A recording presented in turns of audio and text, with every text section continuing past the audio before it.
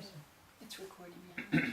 So you learned. So the Swiss learn languages Yeah. because they have 4 languages. So actually, I grew up speaking German, but in school, when they teach languages in school, they really teach them. So it was 8 hours a week of French for a couple of years. And Yeah. I picked that up. And then I married an Italian, so So you were So you had speaking all- German. When did you speak English? at home, my parents are Right, Americans. American. So all your education was in German. Yes, So you're in Wow, that's- and through 8th No, grade. I just send an And then email. I switched I into sent an an email American to school for everyone, a couple of years. But Did what I'm your going to do is I'm going parents to sign in speak here to these make sure that other it is broadcasting. Um, So that you they pretend learned as if German you're being Yeah. there, or there's a Yeah, Swiss yeah. dialect they speak there. That is, So it's Chacho. Yeah, it's not yet Two. really German. It's kind of Yeah, Then we it's have a two Swiss and German. four. Yeah. Swiss German. Yeah. Oh. Yeah. Chacho So I two. grew up. We had nannies, so with the nannies we'd be speaking Swiss German and with parents English. So pretty bilingual, Yeah. even in the house. And then outside of the house it was all And then Swiss French for 8 hours a week. Yeah. French in school. Yeah. And then my husband and I didn't have any language in common. So Oh, did he only speak Italian? he spoke Italian and some street French. Oh. And I spoke German and English and school French. And Latin. I did Latin in school. So Well, when did he pick up English? when he moved to the US, he didn't Also, know you much. didn't speak Yeah. It's simple, it's not Yeah. complex. Italian then at Not that yet. time. I learned when we moved to Italy, I was learning Italian. That was an interesting combination also. Yes. You know? We kind of created our own language. Yeah, Because We we had had a mix. We had no language in common, yes. We got along very well when we had no language in common. Is that good? Worked great. We each assumed the other one was saying what you want him to say. We got along great. It was once we started understanding each other that problems came. So once we start, we go, but you never said that before, and then because I've always said that. But I didn't agree to that. Yes, you did. That's funny. Yeah. That's like Gandhi, right? Was it him or What? that said he never about arguing with the wife? Oh, she just agreed to everything. And Yeah. did She whatever agreed. wanted. Yeah, she Whatever she agreed with wanted. everything. No matter what he said, she just. Huh? But did not do anything. Never did But anything. didn't do anything. But she'd always say yes, yes, and then do whatever she wanted. So there could be no fight. He said that was non-violent communication on her part. For some people would call that passive aggressive. Well, But he said he learned a lot from he that. learned a lot because she was not really resisting, and but she was not at the same time. I mean, it was at the beginning They were of their both marriage. 14. They were very young. 14. You know, so it's a little bit, and then but afterwards you see that she was really telling him. She said she was always putting me on the, you know, on the right track, you know, or like they really worked together. So it was just for the beginning, like when he was learning how to be a man, you know, how to be married, that he was doing that, and then after that it changed. It was not the whole time like this. It was more like when they were young. Yeah, I will tell When they you. were Yes, young for I 10 will tell years. you. When they were young for 10 Yeah, years. Yeah. You know? 14 I to I mean, 24. 14, when you, yeah. It's hard to imagine people living as a couple at 14, isn't it? And working. And trying to things work out the communications or the relationship at And then all. they probably had kids too, you know, pretty early I on. guess they would just grow up pretty fast. Mhm. I would imagine, you know, Yeah. having kids young. Well, you had kids young too, right? Don't you think it accelerates your? I think Yeah, it does, probably, yeah. yeah. You have to be Kind of have responsible. to, right? Are we ready? Oh yeah, we are. Oh, we're We've been ready. ready for a are, while. Yeah. We've been recording all that. Oh no Oh, way! Yeah, See, She will say you something have to warn bad. us. Oh my God, you need to warn us. yeah. So, Like the only thing that I'm not sure, it's the first time I'm sending an email to all centers. all All at centers of light. all So- at centers of light. So can I send to all that centers of light? 'Cause I don't think everyone can send. You can try. It'll bounce back. Okay, so if Or it you didn't can, bounce, I then can send it. I sent it already. It didn't bounce, so it's Then mean it it probably went. went through, yeah. Okay. What, from Deacon Thomas? Yeah. You're a deacon now. It's hour. You are probably fine. Okay, so I'm going to sit like this. Roll over here. Huh? Yeah. Is that good? Yeah, I can see you. Alright. So welcome everybody Thank to the Center of Light. And so as I said in the beginning, it's the grand premiere of having the first seminar in Cambridge. And it's really a pleasure, Mother Clare, to have you here.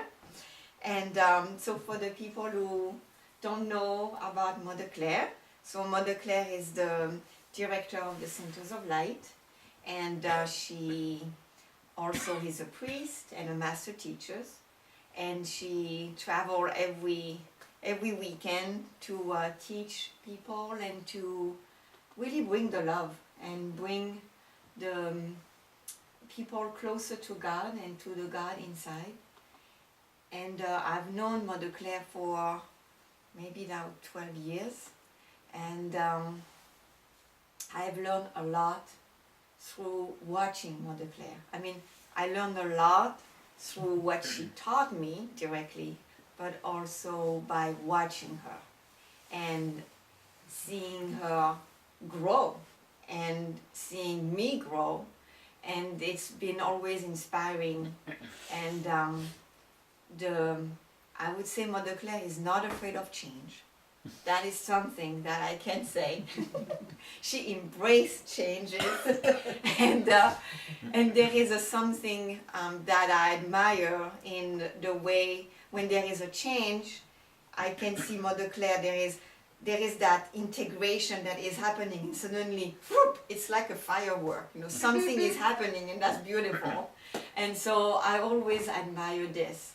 And so change is not. She's not afraid of change.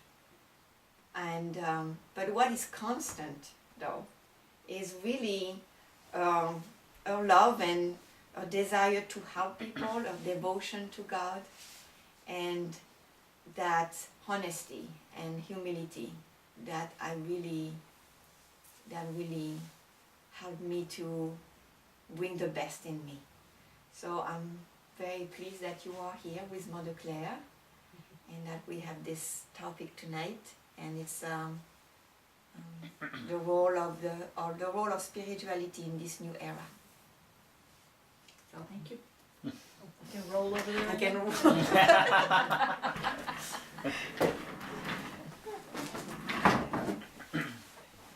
Only in Cambridge, it's special here. They have this rule.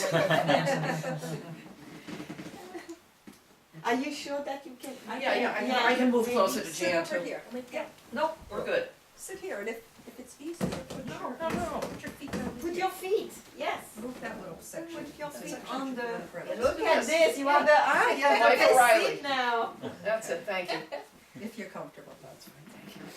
And are you comfortable? Yeah. You wanna come here? No, okay, if I'm not, I'll move. Okay. You'll have to sit in his lap. This seat is very comfortable. Oh, good. This one? Yeah. Okay.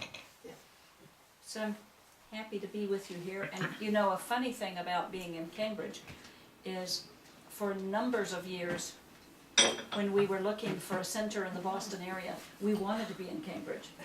And we looked and looked and looked at places in Cambridge, all up and down. And I don't think we ever put in a bid on one, but I mean, seriously looked and tried to have a place and never could quite figure out how to be in Cambridge. And so we weren't. We were in other places on the other side of the river. And it's, and then Reverend Christine said that she had a prayer out there that she would have less of a commute at some point. So I see God's humor in it. We are in Cambridge, and the I would commute never have guessed that. has become down to zero. Down the Yeah. stairs. Yes. So happy to be here.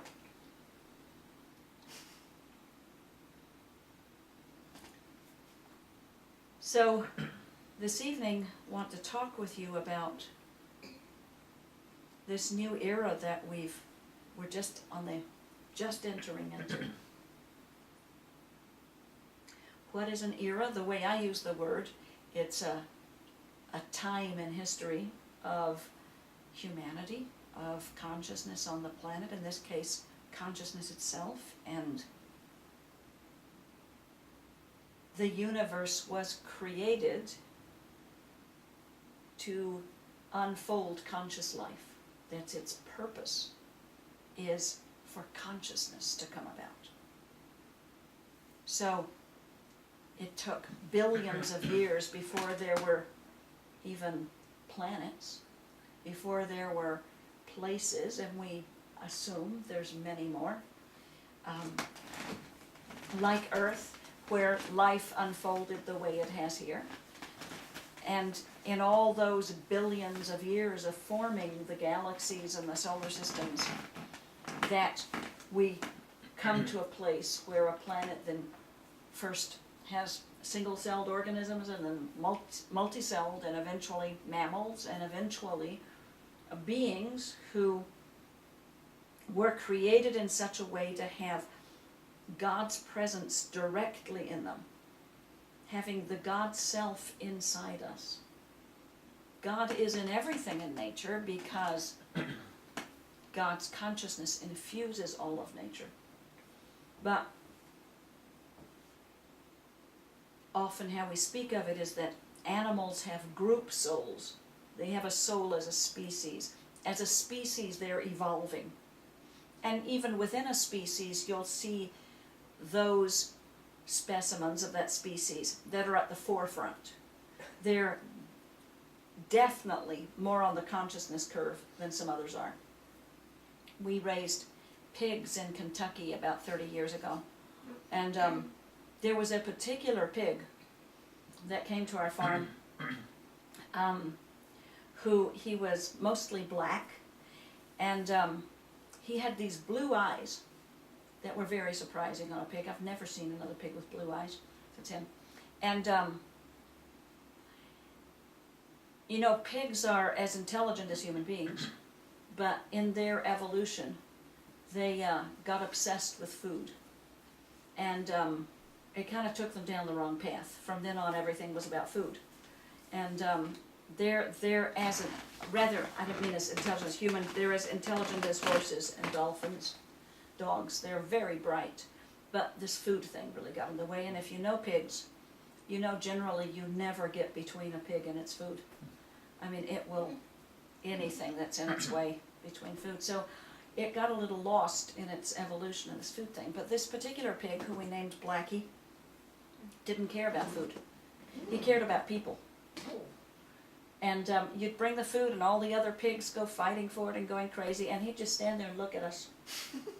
He wanted to be petted, and he wanted to get out and be with us.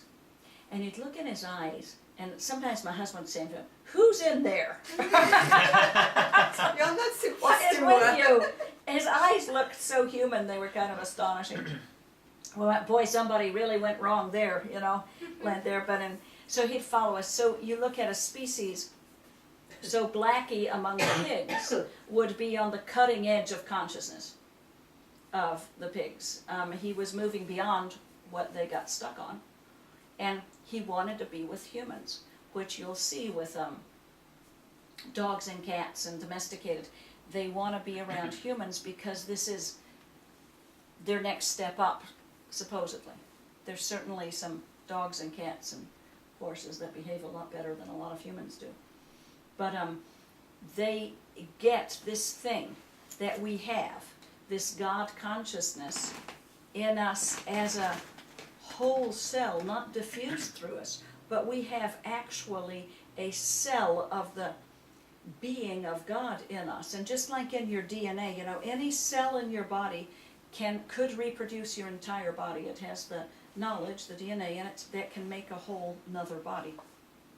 So God's cell is a cell from the being of God. It has everything of God in it. It's a whole cell of God that humans have within us to be able to develop into the consciousness of God, sons and daughters of God, to be replicas of God in earth. So that's what we're created for. So God had to be very patient, except that there's no time in God's time, so no patience needed.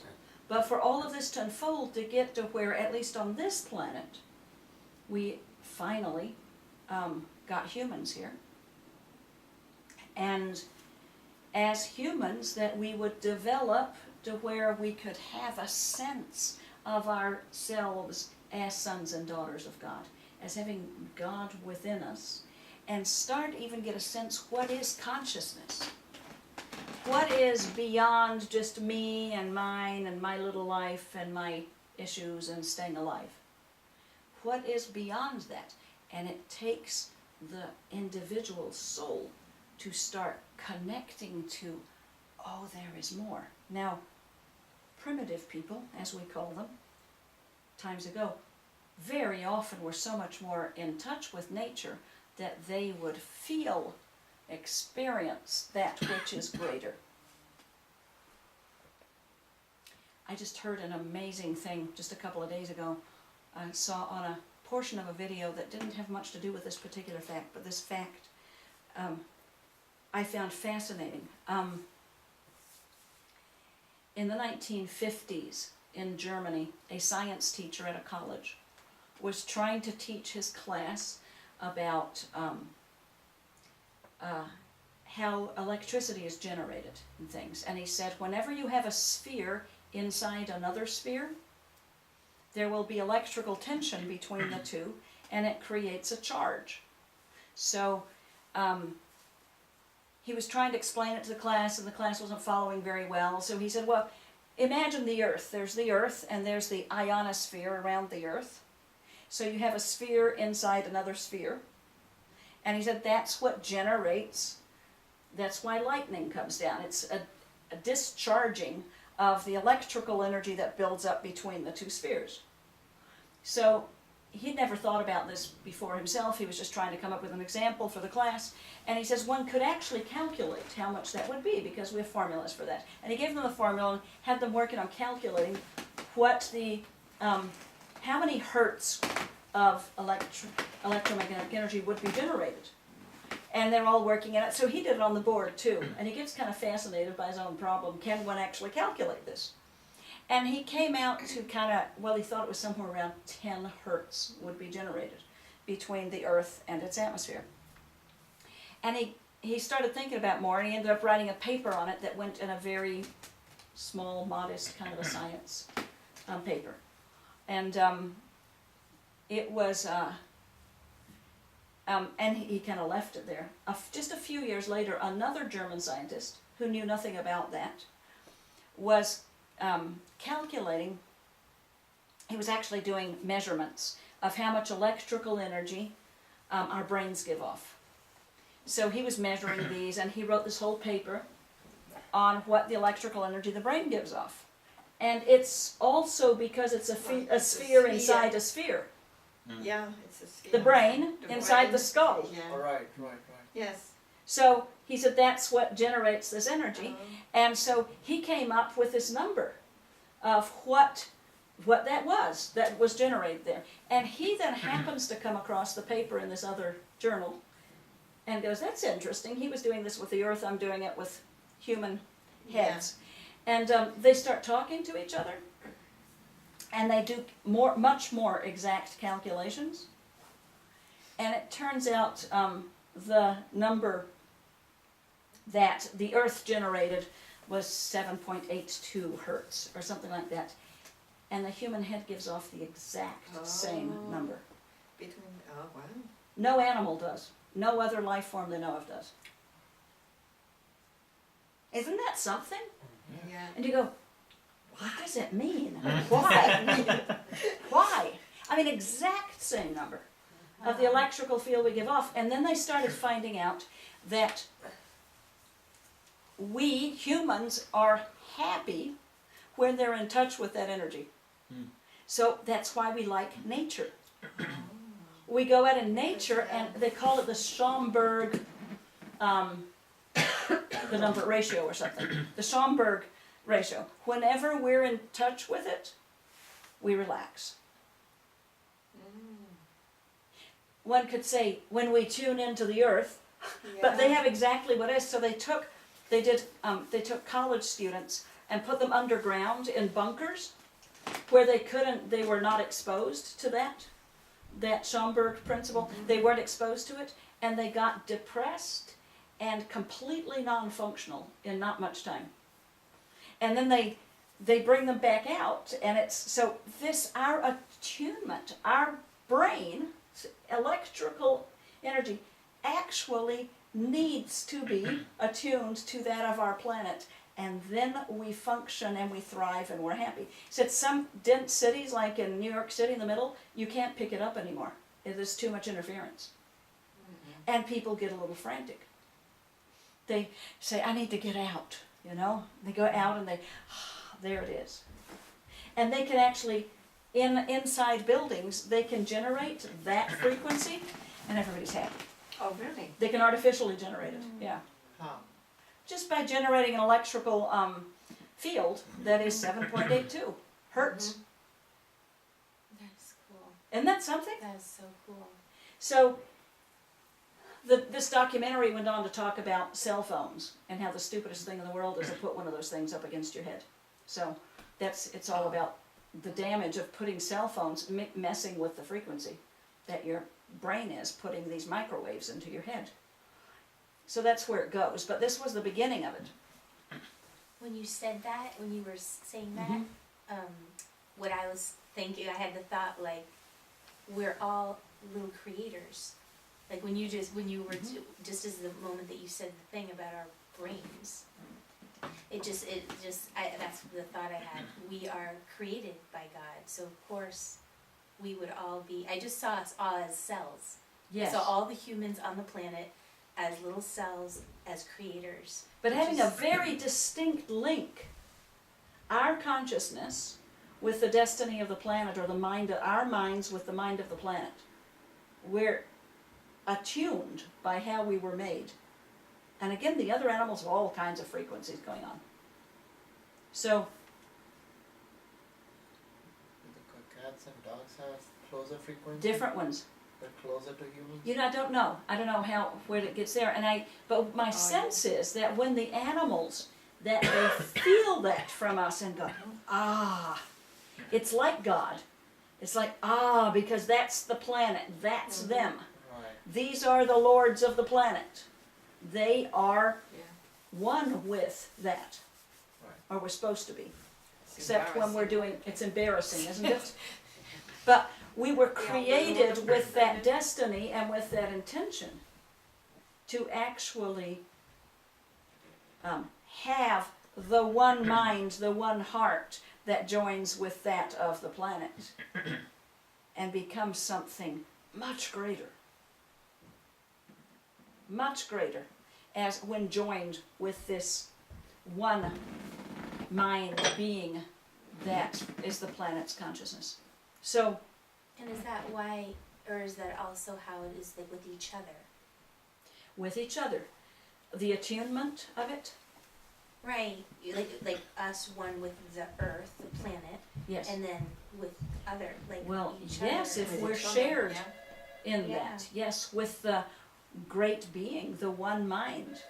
Also, if you look at, Carl Jung called it the collective unconscious, the mind we all share, our unconscious. We have our little private unconscious, which is our own wounds and repressions and issues and stuff in our private unconscious, but that is a part of the big unconscious that is shared, which Carl Jung talked about. That's why in dreams we have similar symbols in our dreams, because it's what symbols are the language of dreams.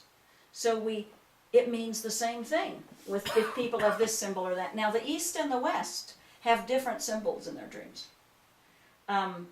Symbols that belong to that culture. So in the Western Hemisphere, when we see symbols of crosses or stars of David or these various things, they're a part of the collective unconscious of this. I don't know if the studies have been done, but I know Carl Jung looked at a lot that in the East they have quite different things. The symbols mean different things, like a god with an elephant head means a lot in India, right? While to an average Westerner it's huh? I mean, just blank, just nothing. Well, It doesn't ring. the dream would be different. The The interpretation. dreams would be different because the symbols that Yeah. have different meaning, you know. So the Eastern symbols that are loaded with meanings there don't ring any bells to Westerns. And Western symbols that are loaded with meaning, and it doesn't mean you like a cross, or like Jews will have dreams of crosses too. It's not that they like it necessarily, but it has a meaning to the unconscious. So Carl Jung actually said it's very hard to switch from one to the other because the language of the unconscious is will hold those symbols that it has and that it uses. So a dream interpreter from a Western hemisphere and Eastern would need to know that hemisphere, or they wouldn't even be able, it's like not knowing the language of the unconscious. And the Eastern hemisphere more ruled by the moon, and the West by the sun, and hence these different things. Is the collective unconscious similar to the mass mind? Is it? No, No. the collective unconscious is actually the mind of God. Well, It's our shared mind of God. Uh-huh. The mass mind would be more like the collective conscious mind. Oh, okay. You know, the stuff we've generated, and we put out so much fear and we put out so much concepts That's the mass that mind. others pick up on it, and then everybody's in it together Mm-hmm. in this shared misunderstanding or shared lack of consciousness often. And it travels, people pick up on it, you know, somebody gets, a fear gets going about a certain thing, and everybody's got this fear of this certain thing. But the unconscious is the great mind of God that we share, and we go into that when we go into our dreams, into our sleep. We go into the bigger one and the symbols that come through that to ourselves. Other questions so far? Or comments? So then in our dreams, God is able to speak to us more clearly Yes. because Yeah. we're in that collective unconscious. Yeah. Like you said. Though usually symbolically. Sometimes directly in dreams, you know, a very direct sentence right at you kind of thing. But usually it's symbolic. So our dreams are interesting because they will respond depending on how much we're listening to them. If you really start paying attention to your dreams, like bothering to turn on the light and write it down in the middle of the night when it happens, it's like the dreams wake up and go, wow, somebody's paying attention? Well, now we'll start really talking to you.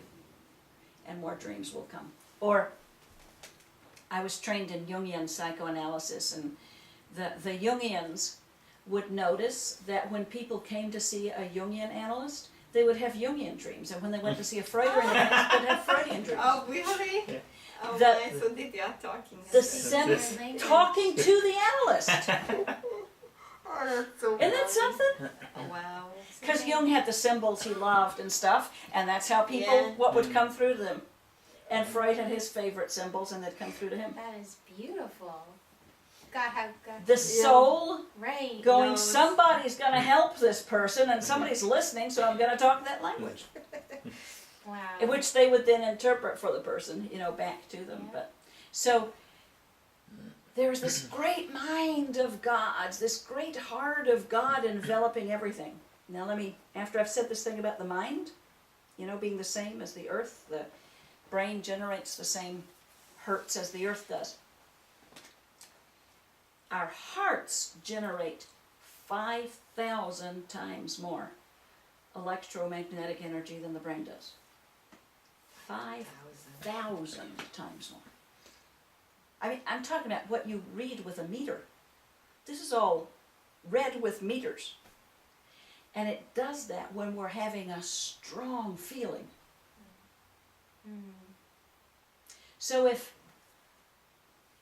got a question for you. If our minds are attuned to the great mind of the earth, what are our hearts attuned to? Mm. What was it? Conscious of God? The conscience? Consciousness of God. Yeah. And more specifically, The heart of God? yeah, what would that be? Jesus. Well, representing right. that, yes. I've never asked this question before. We are breaking Well, we into say whole God, new things we on the say planet. God is Oh. love, so that would be even closer than The sun? It's gotta be love, is right? yeah. It's the universal love. But see, we're not there yet. Yeah. We don't even know what that is. Yeah. We're just getting, like, in the last 50 years or so, that actually our thoughts do stuff. Now, the ancient teachers of all times have always said so, but nobody really took them seriously. But now, actually, with science being able to measure these things, saying, oh, rain is emitting something, it's actually doing something.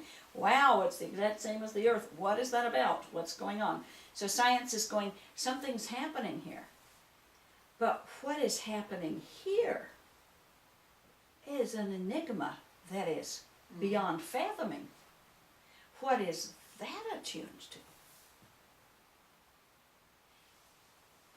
Wouldn't it be more like the sun than the earth?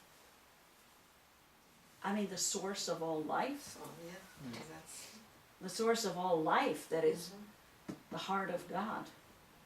That God is love. What is that thing that we are built to attune to and to create as God created through the heart? How astonishing. We're barely getting that we create through our minds.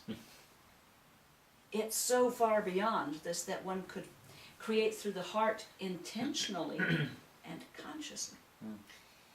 And that most of us, I would say, if not all of us, if deep down, like, of course, you know, that's like our,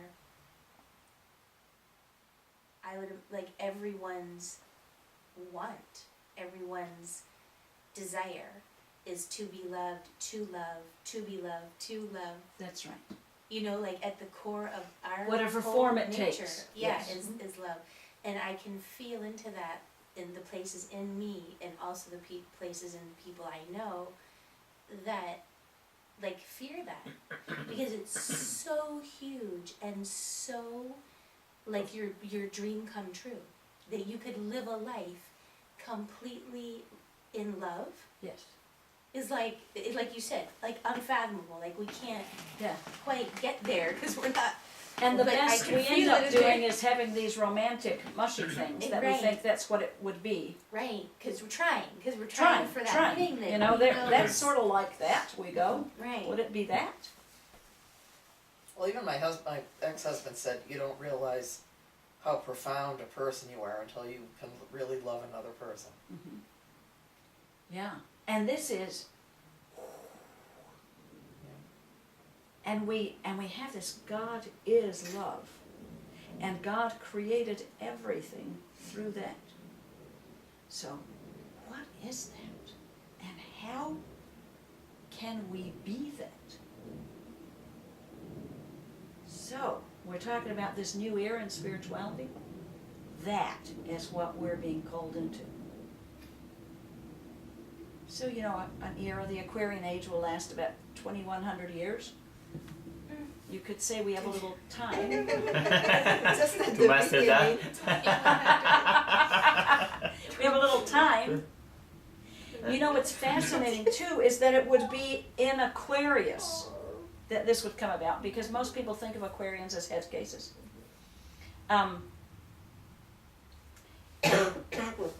And many Aquarians have very interesting thought processes.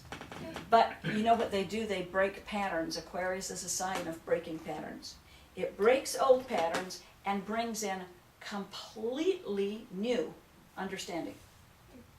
That is way beyond, and often they have no basis for it whatsoever because they have the vision first of the bigger thing. So into this Aquarius is flowing that we will create with love. How are we going to fly to other planets? Powered With by love. love. That's right. Mhm. How are we going to fly to other galaxies? Powered by love. What else could it be? And then you go, yeah, tell NASA that, right? We're going to power our rockets by love. Well, I'd say, do you have a better idea? Because they really don't. Mm. So we're coming into an age of needing to have radically awakened minds to that which is phenomenally beyond what how we've come to know our minds to be or work or what their function is and everything that can flow through it.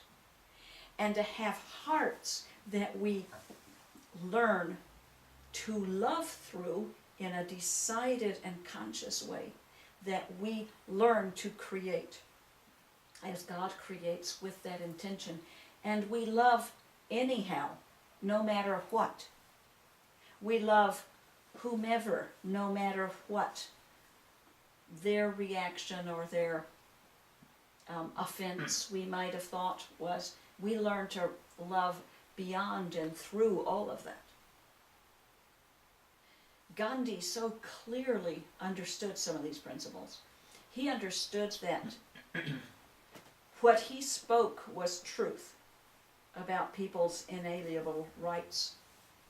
It is true, and because it is true, it takes on a whole different quality and stature, where it stands by itself no matter what you do to the people. It stands. Once that truth is discovered and spoken and held to, and people start getting it, it stands. And no size military, no size any power can budge it, because it is truth. And he said, truth is God. It won't budge. The British Empire didn't have a chance, because it was truth that stood. And he got that with his whole being, the power that was, and people started picking it up around him and getting it more to where you may go, well, India's not in very good shape now. True. And first you have to get the Brits out before you can start working on your own stuff. And you see that in many countries. Well, Egypt, you could say, is in worse shape now than they were before. But a country first has to have the ability, the right to be able to determine for themselves, and then they can do everything wrong until they learn how to do it. But as long as they have an oppressor over them, they don't even have a chance to do that. I mean, people said that about Bosnia, too. When the dictator Tito was in for 40 years or something, nobody killed each other. And then he's gone, and we have democracy, and they have a genocide. And they go, well, is this better? Well, in a way it is. It's on its way to better. Because people have to have the ability to choose for themselves. They have to have the freedom first. And with that, and they've never self-governed, so they don't know how to do it. And they've been postponing their hatreds for each other for 1,000 years there in Bosnia, so then it all comes out. Or in India, if everybody was kept away from each other's necks, then you take the dictator off, now they're at each other. You have to be able to zoom out and go long view.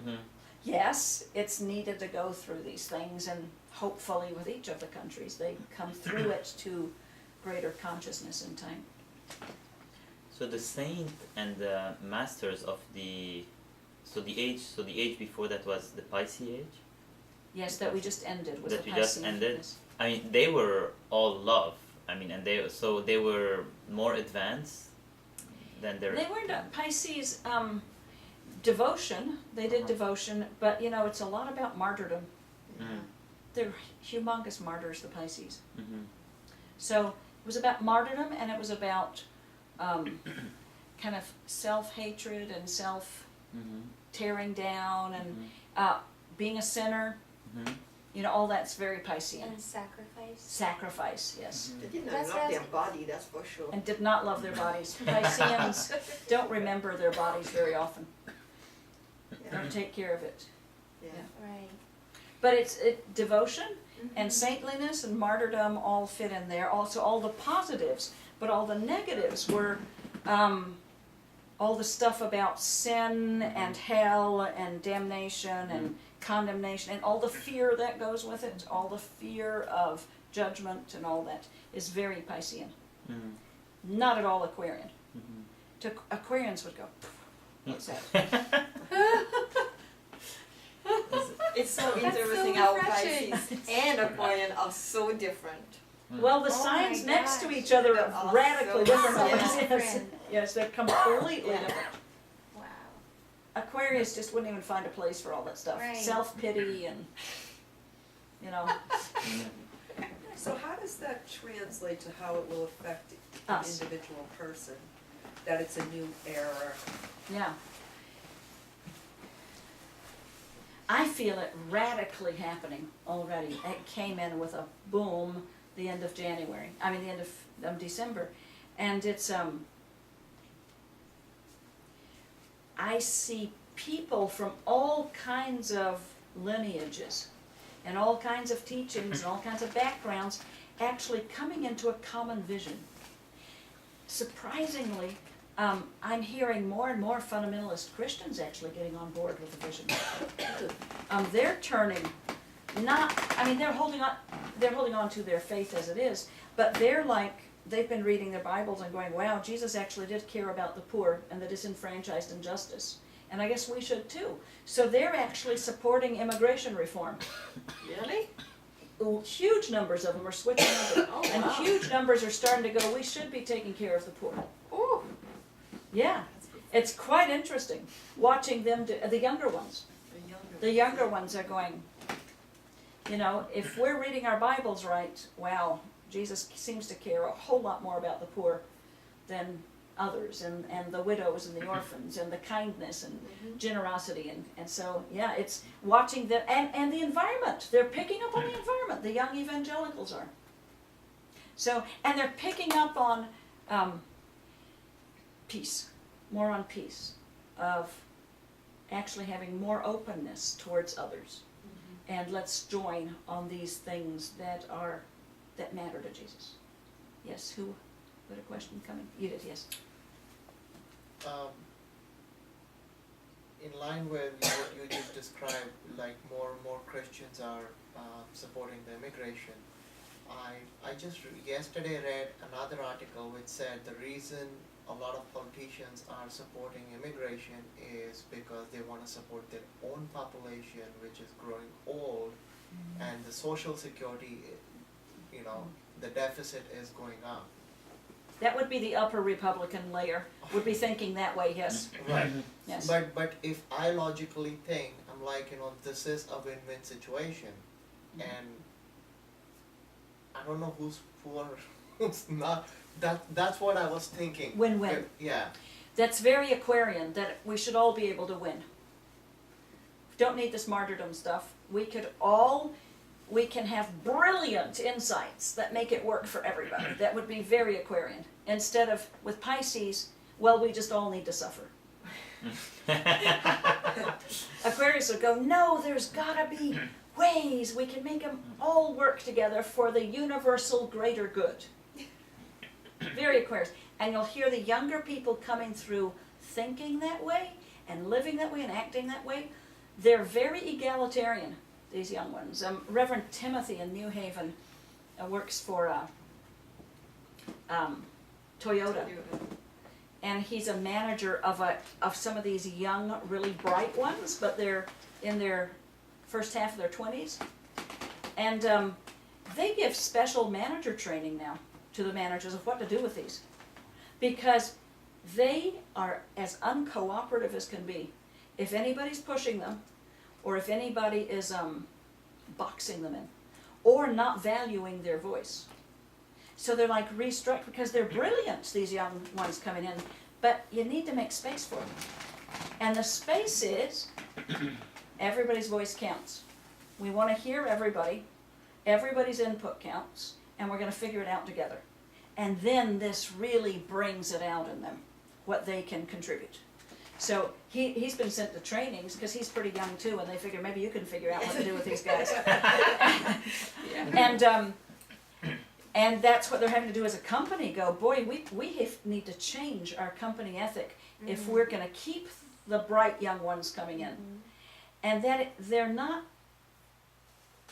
actually just being brats. It seems like they're being brats at times, but they actually produce beautifully when you give them the right environment. And that's what it is. So this is the Aquarian age coming into on these young ones that go, don't push me. Do not push me, and don't limit me, and don't say I'm of an underclass. So classism, not Aquarian. And they like the non-violence communication. He like- went, Reverend Timothy really likes this nonviolent communication stuff, and he learned about it, so he did a presentation at work to his team. And they were a little baffled by what to do with it, but they started using it. And they're coming to him, showing that they're applying it at home kind of too, and thinking about it, and doing this. And he's got this team working with this nonviolence of how to communicate differently. And it's really like Toyota. It's not like Right. a non-profit for helping. It's Toyota. You sell car and you make benefit. But you know what I mean? they were interested, Yeah. and they want to learn more of it, Again, that's actually quite Aquarian, is work it out so it's, there's That'd be equality. good for sales. Yes. Oh, that's the No thing. pushiness. They have a lot of Asian customers, and they have to train their workforce to behave appropriately Oh yeah. when talking to the Asians. You would know that. Huh? Because, they're pushy and direct, while there's nothing direct coming from the Asian side. And they have to learn to do this communications that are that respectful and leave room for the other side. So it's an enormously amazing time we're in. And the changes are fast now, which is very Aquarian too. Just fast. Technology's fast, so the changes we make with it, as soon as you think of a better way this could go, the technology just kind of unfolds in front of it. There's, and we as cultures and as humans have to catch up with this. And change is being initiated much faster in interesting ways. If you look at the last 6 months, when terrible things have happened in various places around the globe, because of the terrible thing, something astonishingly good came from it. If you take the Pakistani girl, Malala, who was shot in the head she was 14 and she was advocating for education, girls' education, and she was shot, and because of her being shot, she was taken to London.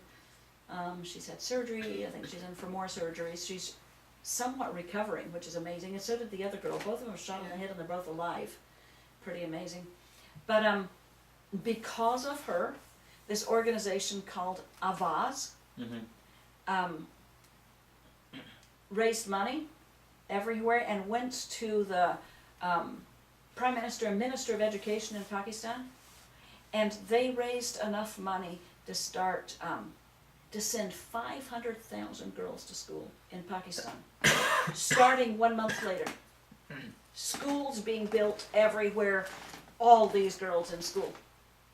And you go, how interesting. You take the old thing of the Piscean age, right? The sacrifice of the child. And that girl, the way she sounded, did you see her on videos and things? Oh, she was beautiful to see on videos. Her father was a teacher, and he taught girls, and he was getting in trouble, but she learned that fervor from him. He goes, girls need an education. So she picked it up and carried it, and she had been out campaigning on it, and she said, if it costs me my life, I'm campaigning. So she was very conscious of what she was doing and the danger involved. And her school was shut down at one point, and she was acting. So when I watched her face, as clear as a bell at 14, when she was talking beforehand, she would have given her life like that if she thought she could get 500,000 girls in school. She would have done it for, getting 50 in school. It was so clear, her choosing, and the great good that comes behind. In India, the horrible rape. Rapes happen, they say, 1 every 20 seconds in India, so it's not like that's an odd thing. But this one was so bad and managed to get out on the World Wide Web so that there's an international reaction that is huge, and within India, a reaction, and now some changes may actually start to happen. In Newtown, Connecticut, the shooting of the children in the school, it's so bad that we may actually get some gun control stuff happening. It looks like they're going to do it. Vice President Biden is just hell-bent on it. He's going to do this. So if we look at these things that were bad, or the earthquake in Japan with the nuclear thing, if we have any chance at getting nuclear under control, it's because of that. So we're at a time where things happen that are horrifying, and because we have the one mind through the web and the instant reactions and people who can really make stuff happen on that, massive attention gets brought to a problem that's actually been a problem for a long time, but now massive attention on it, and now we want change now. Does that mean you fix everything? Does that mean the Taliban in Pakistan aren't going to be going against schools? No, there's still a big problem, but there's a big push on it that we've got to change this thing. Or in India, does that mean rape stop? No. But there's actually going to start being some consequences for the first time. Actually laws that might start to be enforced. Can it be done? It was done in this country because this country wasn't any better.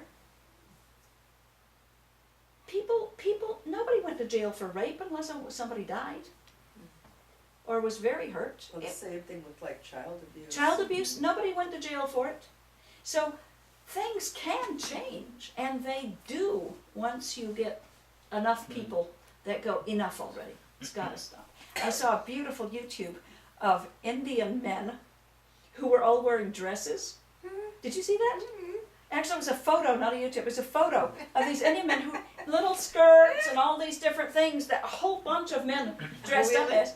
Yeah, because they were saying, because the excuse, well, it's what she wore is what got her raped. Right. And they go, is what we're wearing getting us raped? I mean, how ridiculous is that? And I thought, how gutsy of those men in that society to do that. And go, you say it's the dress that gets somebody raped? Oh, come on. We've got dresses on. Does that make us get raped? It's like, so, again, powerful that the men would, and big men's movements going, no more, no more. So we're at a time where cool things are happening, but we need to be developing ourselves to be able to be a part of it.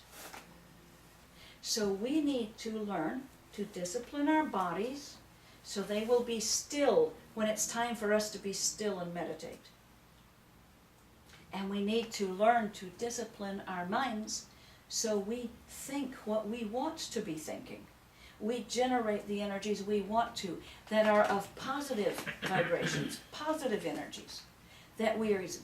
And with our hearts, we need to learn to create from love, through love, with love, to create love as God created, to learn to harness the powers of these. And all of us need, in our form, to learn to connect to God inside and be able to get our direction from our conscience, from the voice of God inside us, and have a dedication to follow that direction. Those are the things we need to learn. This world is moving precariously forward, At any given time, it's like, woo, way over this way, and are we going to get it back before, in the news today that Israel actually attacked within the borders of Syria? And you go, holy cow. Because that thing is such a tinderbox that can be a world war like that. I mean, like that. Thank God we have Obama instead of Romney, or it would be a world war, but even Obama may not be able to keep that tinderbox from going. But at least we've got a president, vice president who go, and now if John Kerry, as the Secretary of Defense, he said we need less wars, not more wars. He said I want out of all those places, not in. Thank God, instead of the other direction on it. Even so, it may not be enough. But we've got, those are tender boxes of things that our consciousness needs to come to and hold. And I heard more good news. We've all been praying for Israel and changing its mind. Just in the last couple of days, some of their spy network in Israel has said actually they don't think Iran can make a bomb this year, which they thought they could, at least not till 2015. They're too far away from it. Iran then answered today, oh yes we can, we're going to speed it up so we'll get one next. It's just wild. It's just wild. Right after Israel, the people of Israel are going, oh, then we need to step down, you know? And Iran goes, no, we're going to speed up. We're going to have one. Don't step down. You know, I thought Ahmadinejad was kind of an idiot for a while. Until I heard somebody explain him actually. He's actually quite brilliant. He's quite brilliant, and he's very intentionally and consciously doing what he does. We just don't understand him in the West at all. But I heard a Middle Easterner explaining him. It makes total sense what he's doing. One, you keep everything unstable, and it keeps the oil prices up. So it's basic marketplace stuff. You keep things unstable so the prices stay up. And that's been their income. And also, he's the most popular man in the Arab world.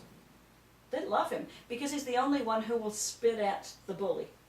You know, he'll spit in the bully's face. So he's very admired for that. But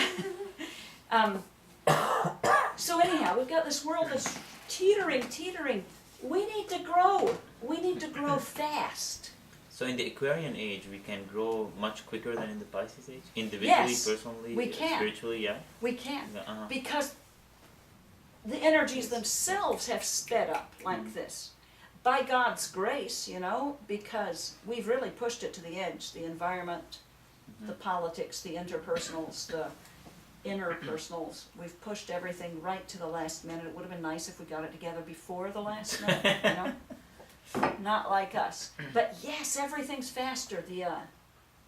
And the technology's kind of a symbol of the speed of how fast it goes. Like BlackBerry company, you know, they ruled the world a few years back. They didn't stay on top of it with the changes. When iPods came out, or the iPhones came out, and then they're like as if they were decades behind them, and they're scrambling like crazy to not be completely wiped out. So that's where you see it in business and industry, but in us too. We have to get on board. This rocket ship is rumbling and moving. How do we get on board again? 3 simple principles. We need to get our minds to where we can consciously, intentionally choose what we think, and then we choose to use it for good. We need to get a connection inside with God, whatever we call that, and however we do it, but a connection that we are guided from inside, and we listen to that voice, and that's what we do. And third, we need to learn how to use these hearts intentionally, consciously, to create with love, and through love, and from love, and to create love. And it's rumbling fast, so it's crazy exciting that we're here at this time. But it's not going to be a voyeur sport where you watch the earth become conscious while you sit outside of it, you know. Is it you? Is it? Did you sit on it or something? I know my keys are in the other room, so it does sound like the driveway though. Mother Claire, isn't mind a very tricky thing? It's a very tricky thing indeed.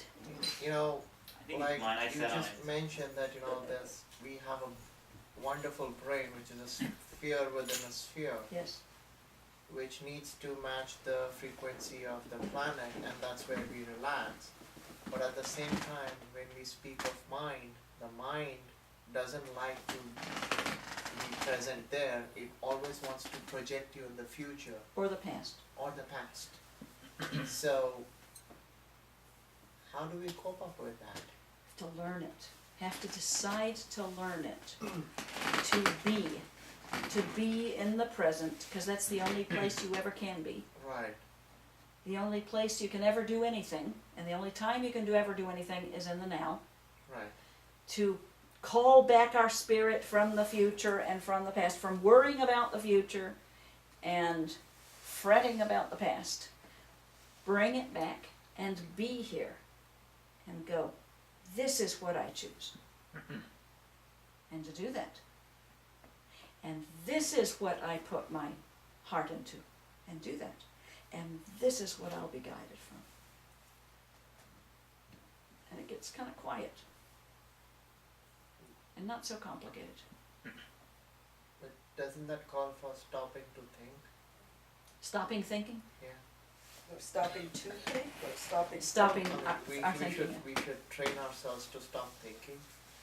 The moment we start thinking, that's where things start going haywire. When we stop thinking, When we start thinking. when we start thinking. Yeah. You know, our mind has a function, our brain, our conscious mind, what it does is it tries to keep us alive. So it's constantly thinking. It has all these data files of all of our experiences, and it's constantly going over and over and over again, going, so did that work, or that worked, or should I have done that, or that one worked, or this person hurt me, and why did that happen, and maybe I can prevent this from happening. So that's what the brain's doing. It's trying to keep you alive. So if you get that, you can have compassion. You can go, all right, I get it. You're just trying to keep me alive based on the experiences, the files of experiences that it holds. Just everything we've experienced, it has in there. And it keeps running it every which way, every which way to see, can I keep me alive? Can I keep me from getting hurt? Can I, be safe? Can I do this? It's doing that. So that's what it does, and you can just go, sometimes, You give a hug. Give a hug to your mind. well, the center of the brain, the pineal pituitary gland, it's the center Yeah. part that actually is freaking out. That's what It feels Where good is to it? do I that. gotta get rid you of can it. just hold, and you just go, I'm safe, or you're safe, you're safe, you're safe. Oh, that is so nice. So safe. Yes. So settle down. Now you need one in the back. You need, Yeah. hold. Anyone in the back? No, just this is like you're Just run checking it, if your yeah. temperature. It's just safe. It's just safe. It's a healing technique that's actually used. It's just safety, sending light in and safe. So those parts of the brain that get alarmed that they're not safe, settle down. But what comes from the soul, the awareness that comes from the soul, the mind needs to join with that awareness from the soul. Bring the conscious mind down and let itself be infused with the knowledge of the soul, because the soul has all knowledge coming from God coming through it. So the mind that has only been about staying alive, join with the soul, and then it starts being infused with knowledge, with truth, with life, with all these things. The mind can start going, there's more. There's more than just scared little me. There's more. I'm supposed to be more. I am more. I can unfold into more. I can participate in bringing consciousness into this planet. It starts here with each of us, and in a very Aquarian style. It's not going to be one person who does it for everybody. It's everybody's invited to participate. And also in Aquarian style, people from all different kinds of faiths and practices and looking different and sounding different and all these ways coming into that one thing of understanding with all their different practices. Aquarius loves it. You know, diversity. Unity and diversity. To celebrate that. To bow to that in each other. To rejoice that we have our path. Obviously we love it or we wouldn't do it. People must love their path or they wouldn't do it. And look, if it brings us to this on a fully awakened mind, a radically loving heart, a connection and direction being brought from God inside, how beautiful is that? Some people say God's up there, and some people say God's in here, and some people say, who cares? I mean, God is up there and here. So. God's bigger than the limitations, yes. So are Jesus and Mary, I mean, do they transcend all age, the Pisces age, the Aquarian age? Oh yes. Well, Yeah, actually, Jesus was born at the beginning of the Piscean age, but he was to be Lord of the Aquarian age. But he came 2,000 years before, because it would take us that long to get ready to start this age. But he was so Aquarian in so many ways. Yeah. The things he says that are just outrageous, you know? And in Bible contemplation the other night, I'm reading this thing going, what in the world? I mean, the way he says things, there's hardly a sentence that doesn't have a humdinger in it, you know? Where it sounds like it's going along just fine, and then he's got And a then shoop. Yeah. And every one, he is such a radical breaker of patterns. So you have this pattern of more and more hatred and more selfishness and more of all these contracted things. And he just goes, I will just love. Like they've never seen it before, like they've never experienced before. I will love to blow their minds. I will love so much. And he and Mary come in as this crazy amount of love that great ones all over the planet bow to that one, the great, great teacher of love. The picture I put on Facebook around Christmas of the Dalai Lama and a Jesus picture, did you see that one? Yeah, I saw that. It's him kneeling in a cathedral in front of a Jesus picture, and just his love, and so sincere. This wasn't just being polite to another religion. This is him to Jesus, you know, as whoa, that one. Or Gandhi, you know, being a Hindu, he quoted Jesus a lot more than he quoted anybody else. Because, I mean, if you're going to be a radical man of peace, Jesus is the one. I mean, blow your socks off what he chose to do for peace. In terms of peacemaking, he hardly ever had a better students than Gandhi, which is beautiful too, and he was a Hindu, you know? Just, that's beautiful that it comes together that way. Like Jesus cared whether Gandhi was a Hindu or not. Like he'd go, no, you don't come in my heaven. You've got the wrong brand there. So where did it get so skewed along the way that there was like only one true religion, and it was, you know, Peter founded this church on a rock, and you know, and then there were all these other denominations of Christians, but yet somehow the Catholics came up with this idea that there was only one path, and I don't understand.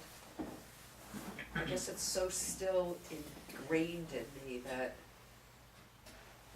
you know, I gotta get a blessing to shake it off or something. What's ingrained in you? This feeling like it. Why do I have this core belief that it's supposed to be the Catholic way? And I keep looking at it and saying, but I don't see it over there. I don't get it. I mean, I don't see them. I mean, I shouldn't, you know, say for everybody, but I don't see that in general there's a relationship with Jesus and Mary or a relationship with God in though they don't teach that, at least they didn't teach it to me when I was growing It's up. relationship with the church that it's taught primarily. Yeah, but what, like, how did that descend from Jesus? I guess that's where I'm confused. All the great ones that came to earth to start something new, initially, you know, they were all mystics. The leaders, of course, were mystics. Their experience, their embodiment of God. But then, soon after, it becomes an institution. So the initial ones are that alive with their own experience, and they teach and bring their own experience. But if they don't keep doing that, and if it's not handed down from teacher to student in that live form, if it's the other one's experience instead of their experience, it becomes an institution.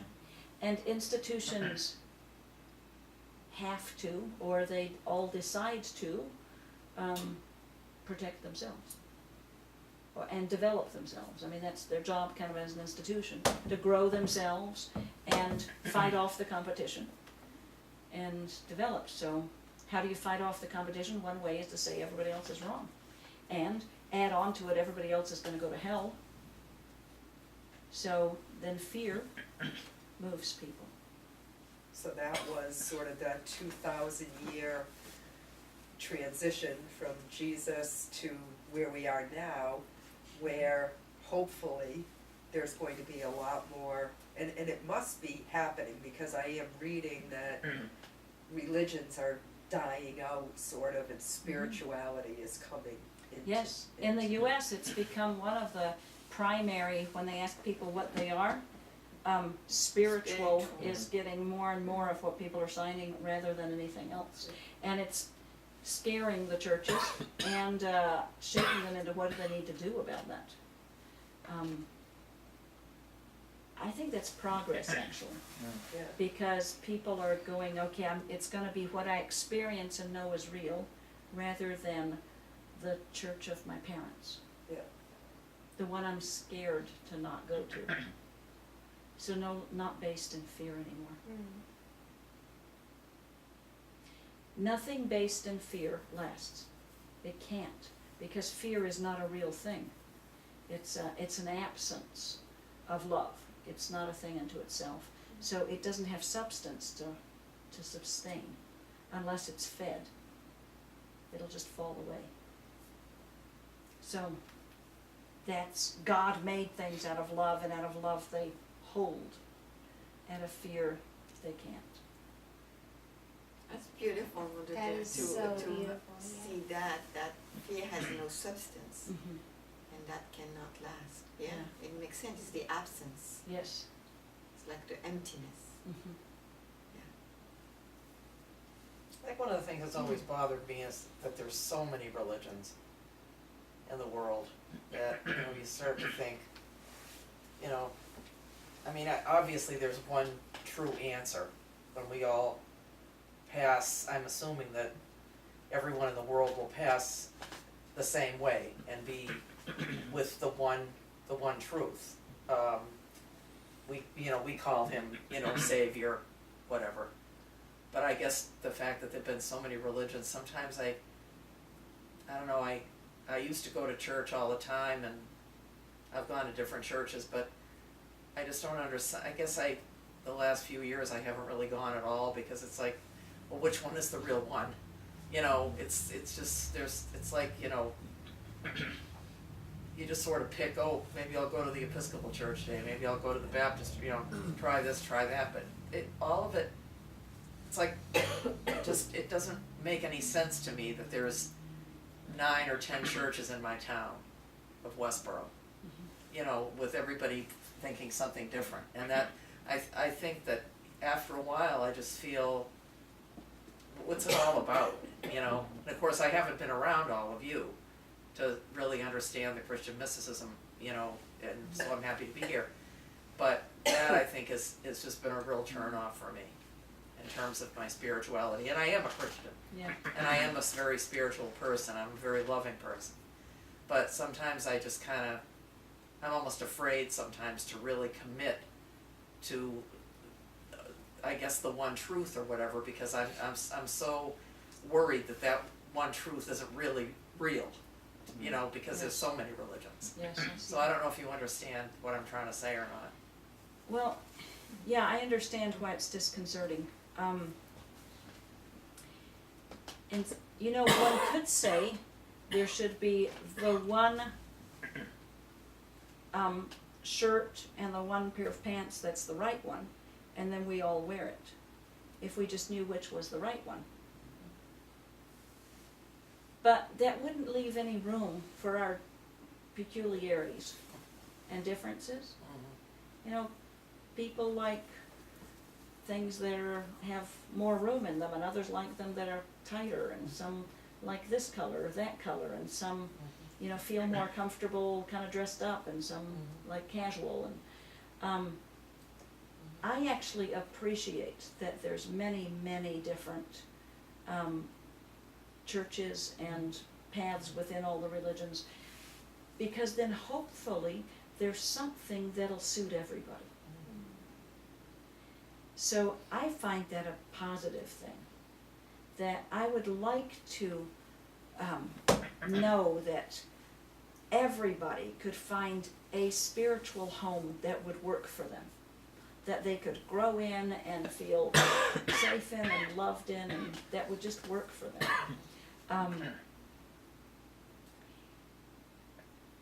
Where to me the problem comes in is the infighting between them. That's where the problem comes. If one's going, I'm good, they're bad, or we're the best and they're the worst, that's where the trouble comes. Right. But that there are many different versions, so that, like there's many different kinds of clothes, so that everybody can hopefully find something comfortable to wear, since we're not supposed to be running around with nothing on. So that everybody can find a way to be, or it'd be pretty darn cold. Well, you know, in my neighborhood, and Janet I used to live in the same neighborhood, we had a number of Jewish friends, well, you know, Karen and Skip Richards and whatnot, and I've always been very, very respectful of other people's religions. And I would even on Easter time, I'd bring over a card for Passover, whatever, and yet, in my presence, they would call Jesus, what's his name? And I just found that very offensive, because I wouldn't do that to someone. And Did I you just ever found bring it up? that I didn't. I was so upset by it, because I felt like they weren't taking my feelings into consideration. You know, rather just don't say anything at all if you're not, you know what I mean. That's that kind of a deal. But you know, I've never ever.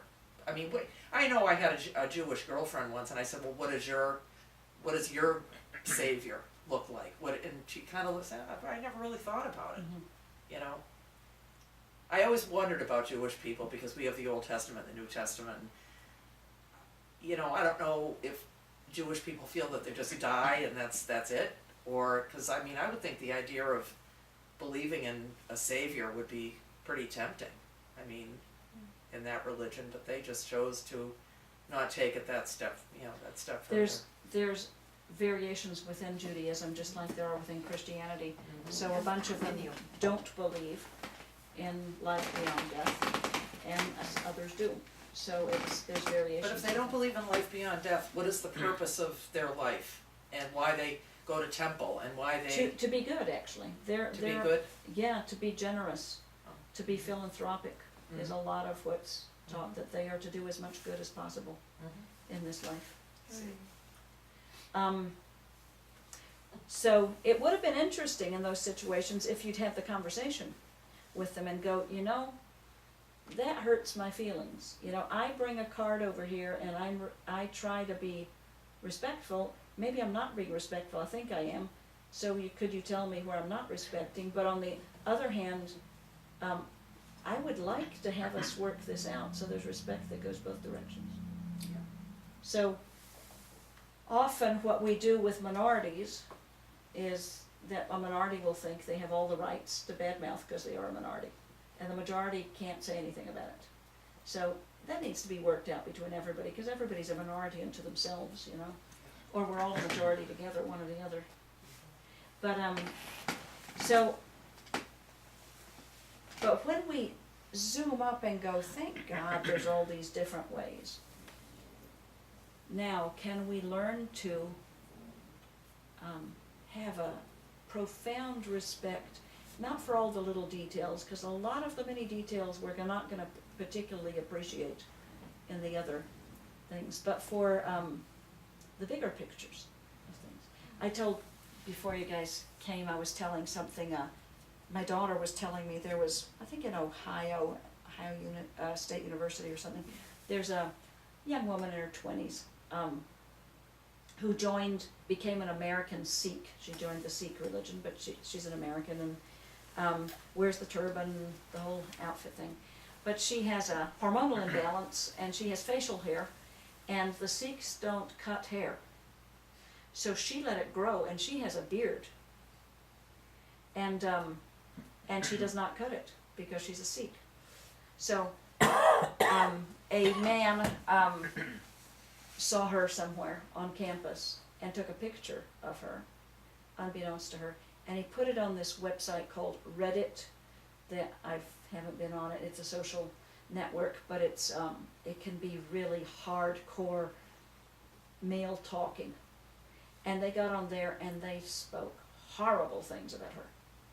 I mean, just you name it, the men got in on it, you name it, every horrible thing they could come up with on her. She knows nothing about it till a friend of hers tells her and says, by the way, I thought you should know your pictures on Reddit and these things going on. So she goes on, and I want to find what it is she wrote, because my daughter read it to me. It's just totally beautiful. She got on and she said, I understand you've been talking about me, so I thought I'd fill in some things for you.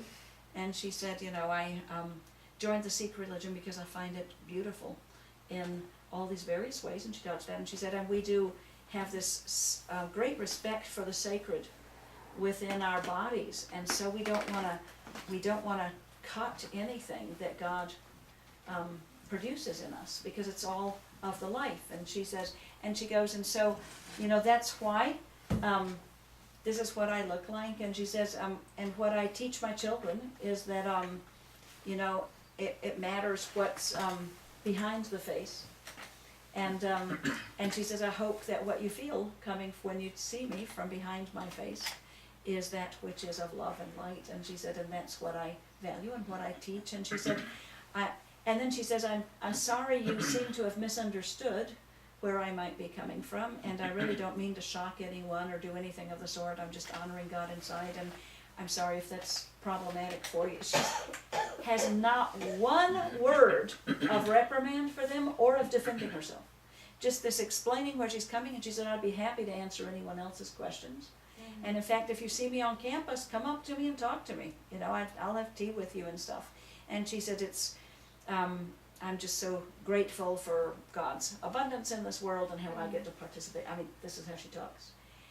The man who put the picture on there and who started this thing was so blown away by that nonviolent action of hers. He felt horrible. And he actually, he asked to meet with her, and they sat down, had tea together, and he found her to be a delightful person. And he went on and did massive apology, and then all these people coming in with apologies that she was just this phenomenal person and that they had been total jerks in it. And I thought, what a beautiful action of peacemaking she did. She used this condition of hers to be a radical peacemaker. And I guess she did it all the time. That's what she was doing there. She goes, it gives her a chance to talk to people about things, This gift God gave her, and to teach her children how to see peopleness. So you go, how beautiful. She's actually, my daughter's writing a book, and she's going to include her story in it on this. So we all have ways we can bring consciousness into whatever our situations are.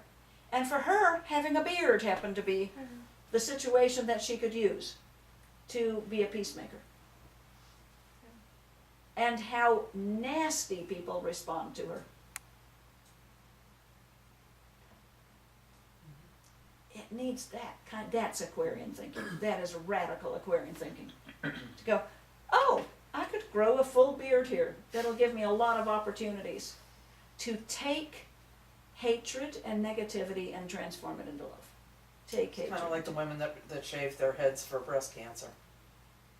A lot of young people shave their heads, but Yes. I mean, I don't know if that really. I never thought much about it one Yeah. way or the other. Yeah. I don't know what you think Yeah. about it, but I guess everybody's trying to step out, try to help people in their own individual way, I guess. And every action helps. Mm-hmm. Every action of love and contribution to something helps. Well, it would seem that when you can get that peace within yourself, to live in peace with yourself, regardless of whether you're shaving your head or growing a beard or whatever it is, if you're good with that in your soul, then it doesn't matter what the other people are saying. And Or she then- could even, she kind of apologized to them that she had caused so much consternation. Well, Clearly, she had total peace inside her with it. And therefore just realizing that they are freaking out. They're scared out of their minds. And they're having this, so then she has compassion on that. Mm-hmm. Let me see if I can help you with your fear. Father Clare, I have a question. I don't know how to phrase it with regard to this girl, because forgive me for saying this, but maybe it could be ignorance on her part too, what she's Ignorance on her part. not with any other meaning, but like Sikhism was started by a godly figure like Jesus way back in 1500s. And he had two disciples, one was a Hindu and one was a Muslim. And they did not wear turbans, they did not have beards. And this thing started with, some 300 years back, where one of the religious gurus, they wanted to protect the Hindu religion. They called it Khalsa, which is, the protectors of the religion. And they fought the Mughals left, right, and center. One of the gurus was torn apart piece by piece of his body. And they came up with this discipline where all the protectors of the religion have to have 5 things. One of them is Kesh in Hindi, or in Punjabi, where Kesh is hair. So all the Sikhs have long hair and they have beard. And one is, they have 5 things. I wouldn't go into details. So I'm kind of thinking in my mind, I'm processing that information, and I'm like, why is she wearing a turban and why is she growing a beard? Because I kind of am close to that religion, but I know girls do not wear turbans in Sikhism. It's only when they pick up arms to protect the religion, that's when they do it. Yeah. So I don't know how to phrase that question, but I think you can get it what I'm trying to Yeah. understand from her perspective. I stayed for a little while in an American Sikh ashram, and had a good friend who was an American Sikh. In that organization, the women do wear the turbans, they dress just like the men. They're all in white and with the white turbans, and so it's Guru Nanak, I think, Yes. is who their lineage is, and they are, all the women's names are Khalsa, and Yeah. all the men's names are Singh. Yes. Yes, The So- women are called. the women are Khalsa and Yeah. the men are Singh. Right. Yes, as a last name. So I don't know what that particular tradition is, but this American one, under that guru, the women wear it as well as the men. And that was, I'm sure, just like you could say in Christianity, there's these teachings, but my goodness, it's so wide what's in Christianity. So within Sikhism, I'm sure there's, Right. You put Stuff it like right. Right. yeah. So she's one of them, where The ones I was with, all the women and the men, I learned how to do a turban. I can do a turban. I can put a turban on. Well, didn't you used to wear a turban? I did for a while. I wore the turban when I was with them. Yeah, Like like Snapcar. It's that same organization. It's that same organization, The women, they usually. wear a turban. Mhm. I saw them at the release center. And they don't ever cut their hair, so I guess she included facial hair in that for her. But whatever it was, that she gained this incredible peace with it, to where she could take that kind of attack and turn it into peace. And I mean, she changed those men's lives doing that. Well, the fact that she wasn't defensive just says Right. to me that she was in her own space of, Sort of self-actualized. yeah, or something that, yeah, would allow her to be like, what I would say, like Jesus, where you could just love the people who are trying to persecute you or are persecuting you, Yes. and Yes. to find, you know, some kind of love for those people. Yeah. is- And it worked. It was transformative for them. Yeah. She's just going on with her life, but they are changed. I can't imagine those main men would want to make fun of anyone again after that one. Yeah. Or denigrate someone like that for their looks. So what powerful love that is. So that's an Aquarian action there too, kind of. Here's a wild one. Let's draw people's hatred and draw their ridicule and then change it, transform it. So I have a question that's sort of like out of left field, but I've been reading the autobiography of a yogi, and you know they talk about that. Is it Kriya Yoga? And it seems like, you know, you were talking about how important it is to be able to meditate and to be able to still the mind.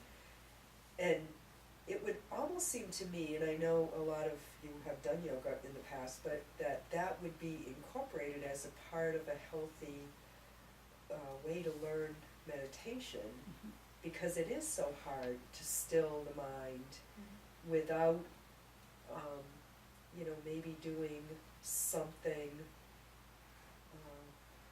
Well, I guess the Kriya Yoga is not too much with the body, but you know, to get the body and the mind together, it would seem like the yoga poses might help, and I don't know if that's true or not, but I'm wondering. Probably not at our age. Well, no, maybe now is when we need them. Yeah, you get in some of those poses and all you'll be able to think of is pain. Well, that's true. That's not gonna, well, it'll take your mind off other things, because you'll be in so much pain. Yeah, well, that wouldn't obviously be what we would be looking for. There's many ways to still the mind. So we have our ways we teach and work with, and at the retreat I was teaching you some ways to do that. So it doesn't really matter what technique you use, that you do something and learn to bring the awareness away from the mind, the body, the emotions, to where you can observe it and become aware of the observer, and learn to bring that mind and that heart of yours to that soul and learn of it. So it's everything we're about, in some form or another, is that. That sums it all up. And there's all these other things to do to get there, but that's our central interest. Connecting the people to God within, and teaching them to create with their minds and hearts the world that we want to live in. So we can be a part of it. And we're a part of it now, so that's what it all boils down to. When you said the observer, do you mean God observing? No, you the observer. Right now, you can watch that you're thinking things. Who's watching? or watch that you're feeling things? Who's watching? Who's watching me watch? No, who's the me Or that's you're watching yourself. Right, like I'm watching myself, but would that be, Who's the I? would that be my soul Your being.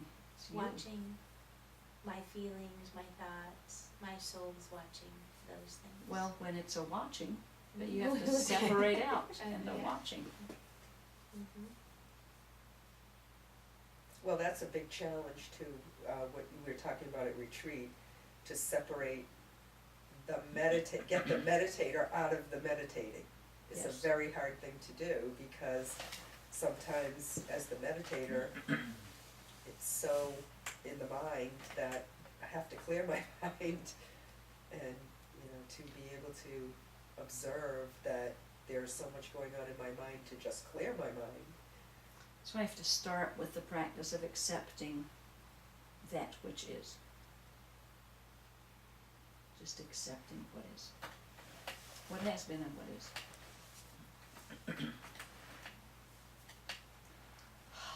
Makes you breathe That's right happy. there. That's very Well, happy. breathe, that's what I found helps the most. Breathe, yes, it does. Breathe, just breathe. Always Yeah. back to the breathing. Yeah.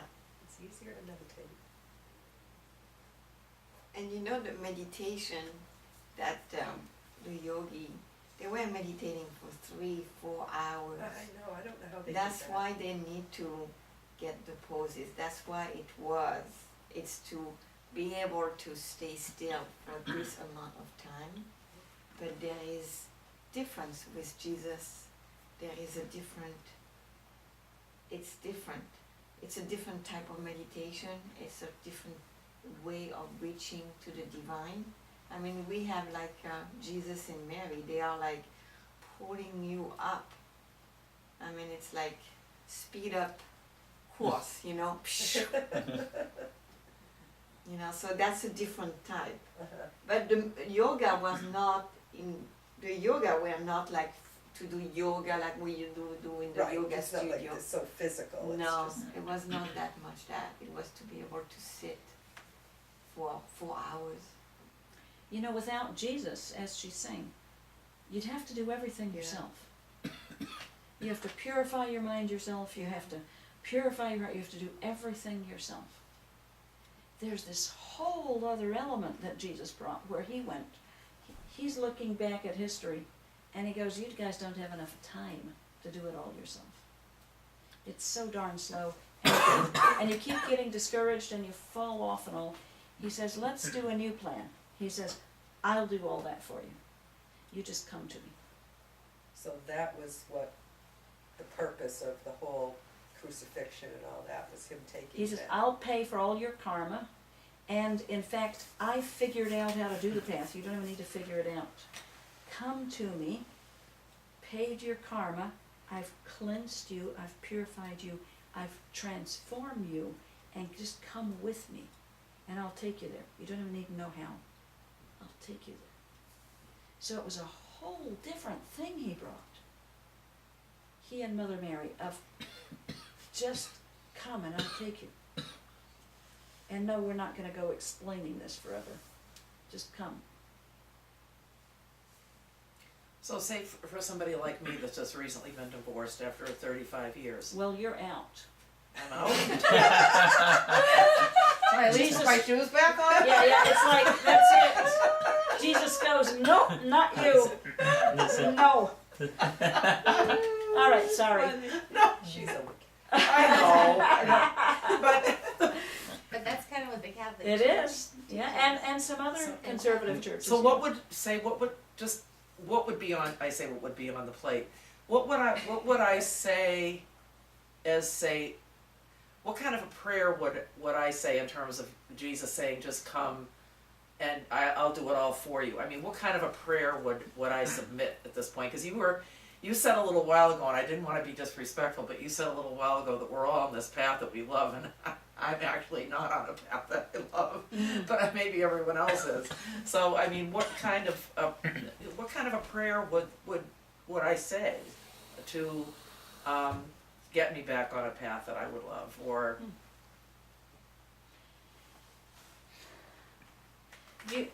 do you feel guilty about the divorce? Kind of, Were you raised Catholic? yes. Mm. I feel guilty because of, it wasn't my fault, but it was because of things that happened to me in my past that ultimately broke up my marriage. Or that's part of the reason it broke up. Exactly, yeah. It's not I usually gotta, that simple. I know that, and I'm learning that, more and more, that, Yeah. it's not just one Yeah. person, I don't care where they've been, that, it's always two people that, that breaks down because of two people, not just because of one person's circumstances or whatever, but, Well, I see in you that, I feel in you that you're gonna have to come to terms with that, of whether, you were bad and therefore are discarded by Jesus, by God, by Mary. Because that's gonna be in your way, no matter what else you try to do. So, in some form or another, you're gonna need to be able to come before Jesus and Mary and find out whether they have discarded you and whether they hate you and whether you're damned or excluded from the kingdom. well, I didn't do anything that bad. I'm only kidding you. But I know the church, it can, and I know it's especially people who were raised when you were, it was still pretty darn severe in that. So, somewhere in older Catholics and also in the older, more fundamentalist ones too, or even current ones there's still that thing that the whole problem of, have I been cast out, I can't come back, and then usually anger about it, that I would have been cast out, because it's not fair. So that whole scene there is, boy, it'll set right there in the way of you and your experience of God's love, and your being able to come into a love relationship with Jesus and with Mary. That sucker sits there for so many people, like this boulder on the path. Hardly anybody knows that better than Reverend Christine, who was raised in the old French Catholic tradition that was brutal in the guilting and the damning and stuff. You want to say something about it? Yeah, it took me, even if when I was like a young adult, I went to a different path and I was more into Hinduism because I didn't want to, it was too limiting, but there was so many things that I kept in me. And even if from my mind I would say, I'm above that, or I don't care about that. But I did care about it. There was so much thing, and like I remember, I think I was even a deacon, and when I was like, there was something that just being in the presence, so if I was going back to France, or if I was in the Catholic Church, and there was something and I was like, am I okay? Am I blaspheming to be wearing that? I mean, there was this thing coming up. And I was like, where does that come from? I'm like long gone from this. But no, because it's so ingrained. Yeah, it's like you're branded like a cow, It's very ingrained, and it's fear that has been ingrained. And that's, what Clare was saying is that our brain is trying to help us to be alive. And in my world, I better believe all the things they were saying to me, because otherwise I wouldn't be alive. I better say yes, yes, yes. When you were a kid? When I was a kid. Yeah. Otherwise, What do you mean you wouldn't be alive?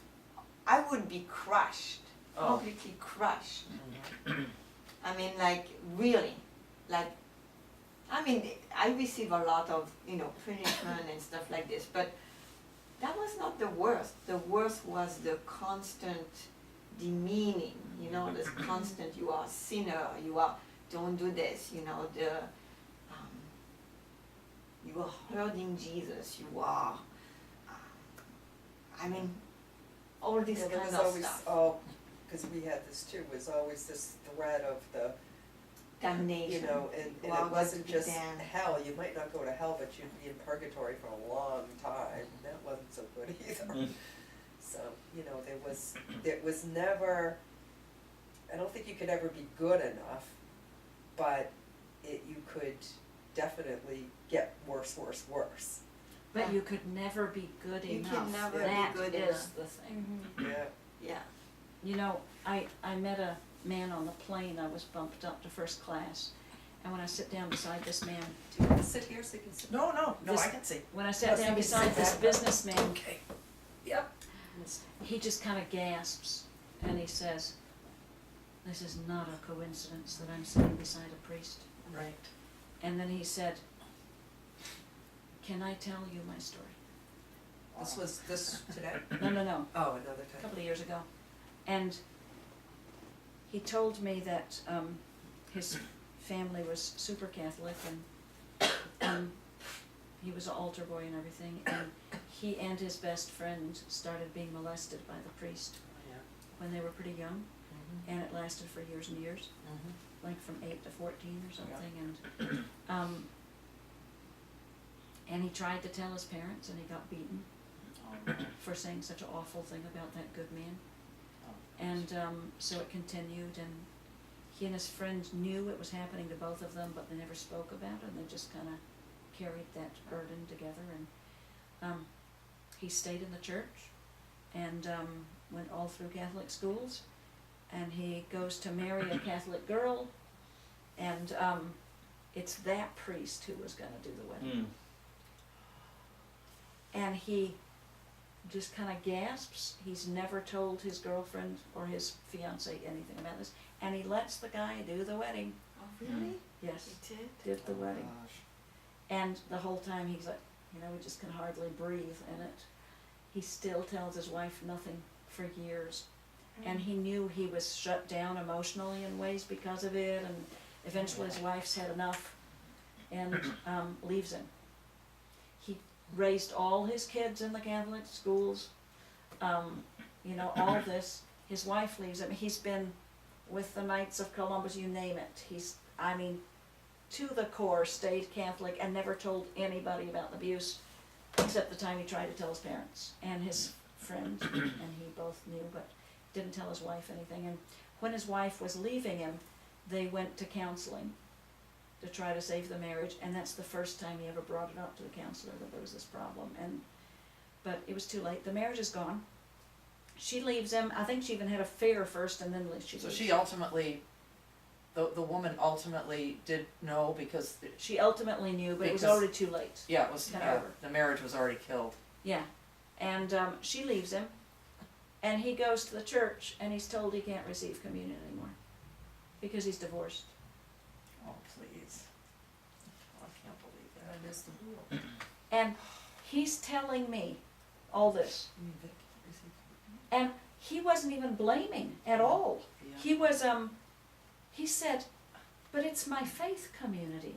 I go and I stand in the back and I can't receive the sacraments." And he goes, "I didn't leave her. I was faithful of it. I was faithful to the church the whole time, no matter what happened. She left me, probably because I'm kind of screwed up from what happened." Mhm. And he's just been, he said, "I'm so sad. I don't know what to do anymore. That's been my faith community my whole life. And, you know, I'm getting older and I'm alone and I don't know what to do." I mean, it just broke my heart. I thought, what jerks? I mean, I wanted to go have a talk with somebody. That priest did that to him all those years? And to how many others, who knows? And that priest is still serving communion, and his wife leaves him, and he can't receive communion? Yeah, I didn't know that was the case with Oh, my divorced God. people. And with the more conservative priests, yes, Mhm. they're not allowed to receive it. So Wow.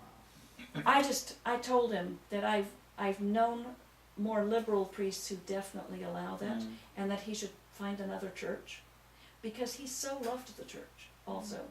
And I said, or maybe another faith that you can find at home. I mean, what a good heart he had in there. And You might find a better community. might find a lot better community because than that one. priest is not that Yes, good. elsewhere. Yeah. So, I have met the heartaches Yeah. that have happened over the, for him, he said, and now I can't even pray anymore. I've always had God, I've always prayed, and now I don't even have God anymore.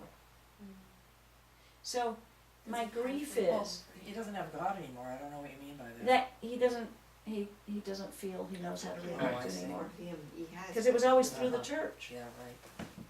So, I feel in you not that huge a thing as he had, but I feel the obstacle in you, Janet, of that the guilt and the shame around what you did to not have that marriage work, and the lessons you've taken in, putting an obstacle between you and Jesus and you and God. Yeah, it was more what happened to me when I was younger. But as a result, my personality kind of split off, and as a result, you could call it deception if you want to, but I guess I don't look at it that way. Yeah. In just a couple of cases. I was very good, mother, half Yeah. decent wife, that kind of thing, and good family member, but, it's just, ultimately, my husband and I just had a conversation a few years ago, and, I had to admit to him that there are certain things that I just never got really comfortable with.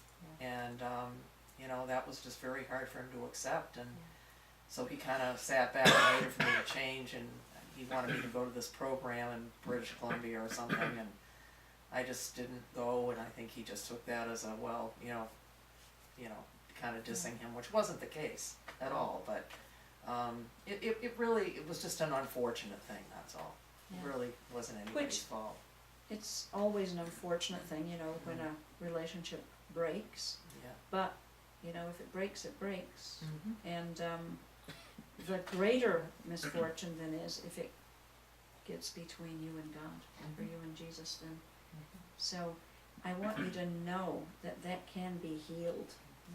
That can totally be healed, and we do that work with people all the time.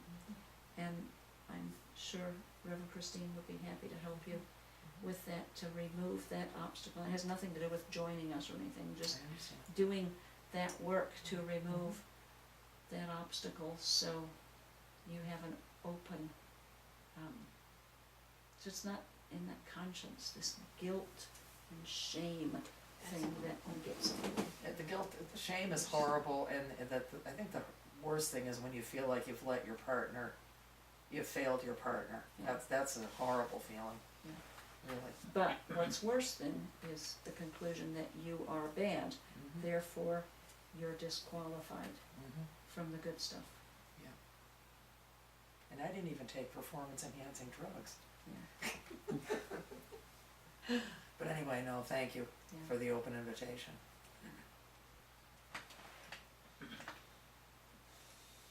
All right.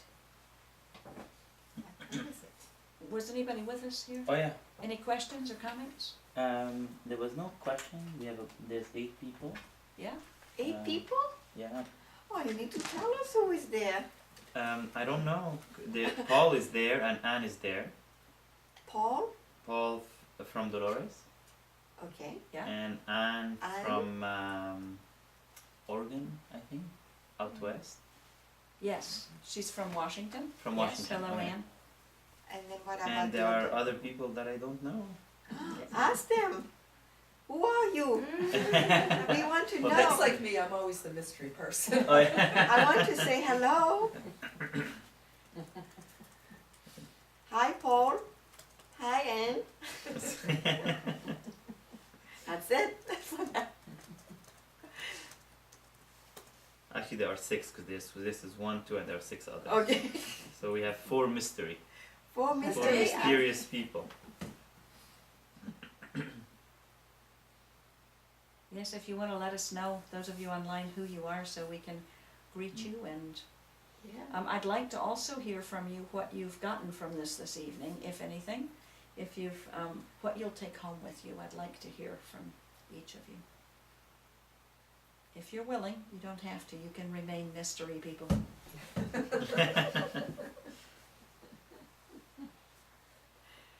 Anne is asking, is this the Tree of Life class at an earlier time?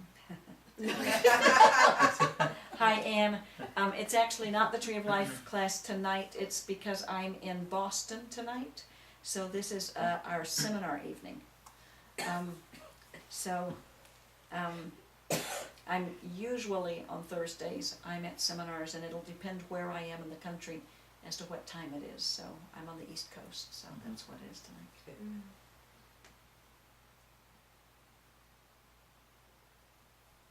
That's right, because usually we're 2 hours later when you're doing it from tomorrow's. Well, we can start with you here sharing what it is that you will take with you from this. Mohit, would you start? What will you take home with you? Well, I learned quite a few things today, during the course of time. One of those were, related to the energy, where it was just surprising to me that the Earth's frequency matched the frequency of the mind, and that kind of brought up those questions, that how powerful the mind can be if you train it. And also I learned that how beautiful it could be to take all the negativity and transmute it into positive, and you do that by facing it.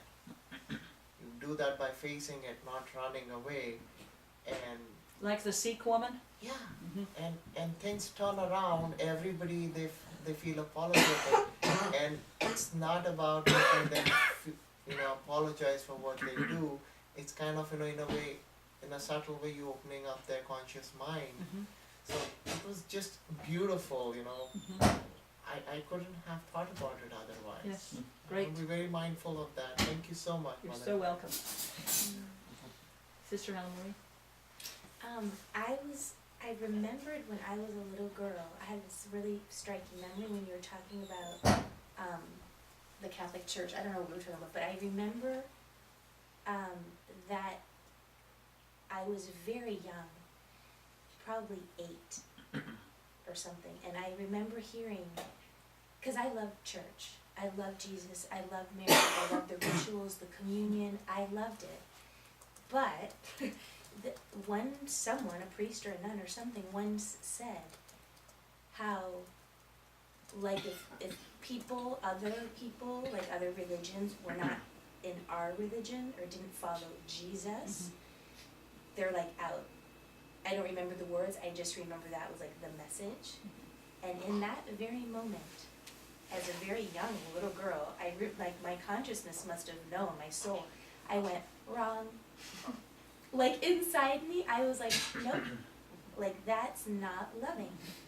That is not including, because I remember feeling, and we were talking about the Aquarian age, I felt like an Aquarian in that moment. Like my heart was very, I loved humanity. I loved all my brothers and sisters in the world, and I remember as a little kid going, A lot of our membership has had exactly that same experience, that they're Right. very young, yeah, were told that, and no.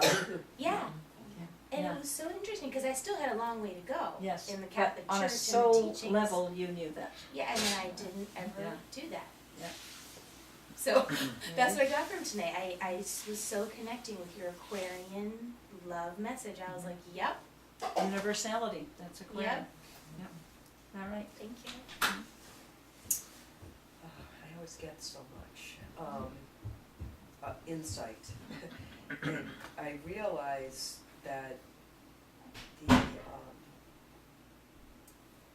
the parts of me that were in the Piscean age are very strong. That there was a lot of that sort of fear, judgment, taking care of your own kind of thing, and being accountable for sort of, responsible for what's gonna happen. And so this transformation that I'm going through is good timing for the Aquarian age, where my consciousness is being open to recognize all of these like sort of straight line views that I had that I didn't deviate from, and they were just right. But then I'm starting to give myself a little bit of leeway in that, and forgiveness, because that's how I was brought up. I mean, it was ingrained in me, and I guess my soul didn't know early on. I believed it, it was like, this is it, this is the path, this is where you have to go. And so, not only, I don't know why I got off it, but it was a lot of guilt involved with that. So it's just starting now to become okay, and that I can actually forgive myself.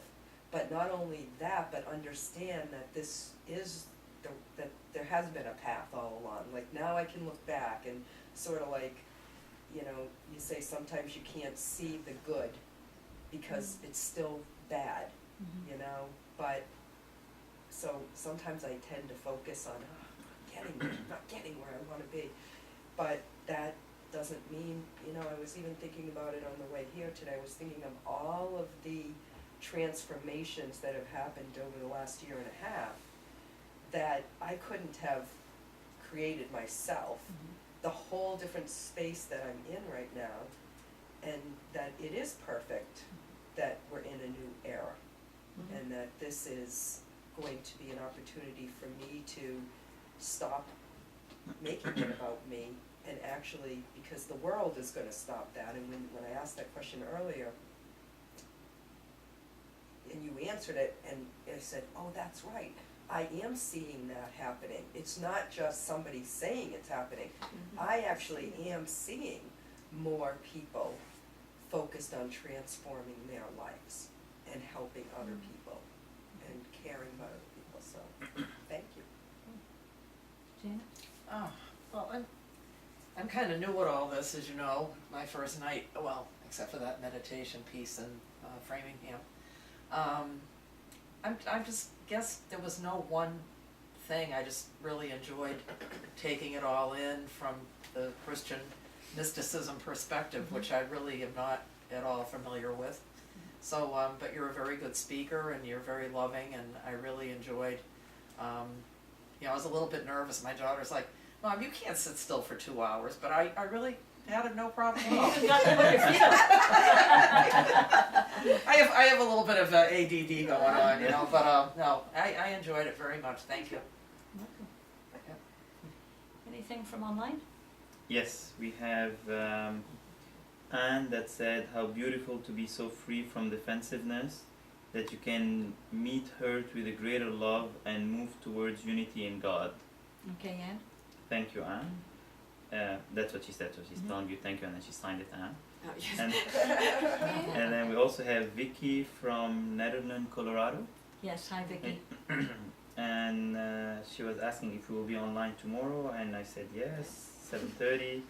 And she said, perfect. Please tell Mother Clare, thank you for broadcasting live. Vicky? You're so very welcome, Vicky. We'll see you tomorrow online. And these are the comments from the online. Okay. All right. Well, thank you for being with us here tonight. Thank you. Okay. Thank you. Mother Clare.